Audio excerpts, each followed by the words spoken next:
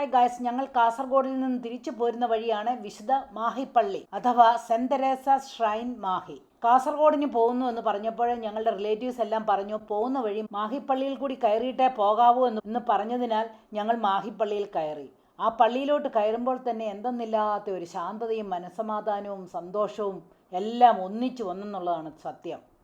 അതിമനോഹരമായ ഒരു പള്ളിയാണിത്. ഈ പള്ളിയിലേക്ക് കണ്ണൂരിൽ നിന്ന് 45 കിലോമീറ്റർ മാത്രമേ ദൂരമുള്ളൂ. ഈ പള്ളി 1723 പണി കഴിപ്പിച്ചതാണ്. ഇവിടെ സെന്റ് തെരേസയുടെ ഒരു സ്റ്റാച്യുവുമുണ്ട്. ഇത് ഒരു മിറാക്കുലസ് സ്റ്റാച്യു എന്നാണ് അറിയപ്പെടുന്നത്. ഈ സ്റ്റാച്യുവുമായി വന്ന കപ്പൽ ഇവിടെ വന്നപ്പോൾ നിന്നുപോയി. ഒരടി പോലും മുമ്പോട്ട് പോകത്തില്ല. അപ്പോൾ കപ്പിത്താന് മനസ്സിലായി ഈ സ്റ്റാച്യു ഇവിടെ ഇറക്കണമെന്നാണ് ദൈവ നിയോഗമെന്ന്. അങ്ങനെ ആ സ്റ്റാച്യു ഇവിടെ ഇറക്കി വെച്ചിട്ട് ഇവിടെ ഒരു പള്ളി ഉണ്ടായി. അങ്ങനെ പ്രത്യാശയുടെ വാതിലിലൂടെ ഞങ്ങൾ ആ പള്ളിയിലേക്ക് കയറി. അവിടെ പ്രാർത്ഥിച്ചു കഴിഞ്ഞപ്പോൾ മനസ്സിലുണ്ടായിരുന്ന എല്ലാ വിഷമങ്ങളും പമ്പ കടന്നു. ഞങ്ങൾ പൂർവാധികം ഉന്മേഷരായി.